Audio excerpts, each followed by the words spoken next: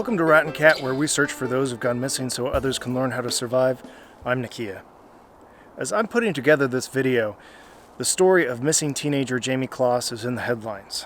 The 13-year-old's parents were murdered in October, but this week Closs escaped her captor nearly 70 miles from where she was originally taken. As I've looked into stories of missing people in the wild, I've noticed some patterns. First, some specific places are more prone to disappearances than others. But also, even more than people randomly disappearing, there are way more cases of people being found murdered or assaulted in the wilderness. And if you broaden the scope even further, there's a staggering number of cases where people are disappearing as they walk along the road towards home, or as they leave work, or even at their own home. How many? The National Crime Information Center reported in 2017 that there are 260,977 cases of missing females under the age of 21 and 61,888 cases of women missing over the age of 21. It's interesting that most people would tell you that women are more at risk than men, but according to these statistics, more men than women are actually listed as missing.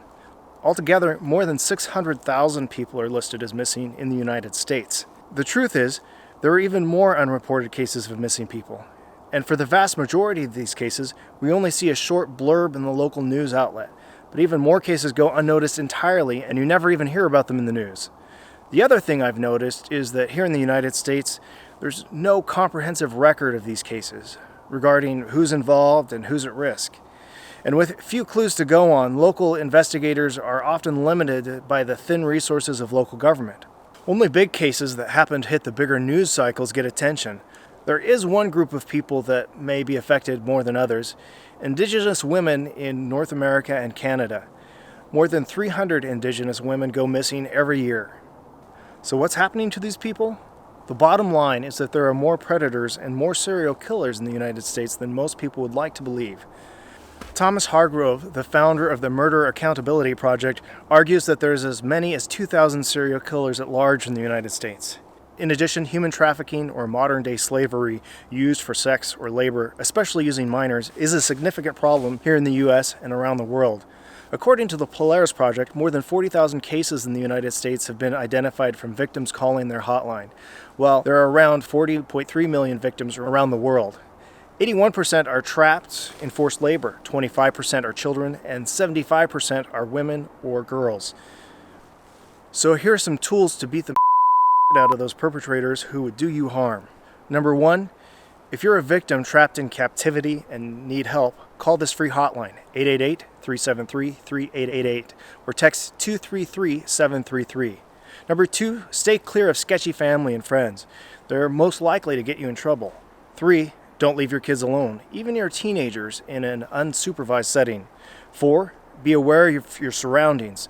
Notice if there seems to be strangers hanging around or if someone seems to be acting odd. Trust your gut. If something seems odd, remove yourself from the situation. 5, be prepared to defend yourself. Many cases like Jayme Closs involve unpredictable behavior by either people they know or complete strangers.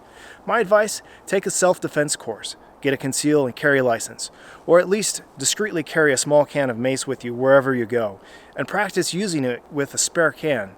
Remember that using mace is considered assault, so always be prepared to use it, but don't use it unless you're in imminent danger. 6, live free. One can live their entire life in fear and being suspicious of others, but that's not living free. Instead, be prepared. Learn to use all your senses to be aware of your surroundings and potential threats, and know who you can trust so that you can take some downtime. There are plenty of other techniques at your disposal. I want to hear what you think. Do you know any victims? Is there someone near you that is at risk? What do you do to protect yourself and your family? Well, I'm looking forward to reading your advice down in the comments below. And if you think this is important information, please like, subscribe, and share. Or click on the link below to support this channel through Patreon. Until then, this is Nakia on Rat and Cat. Get out there, live boldly, and enjoy the wild.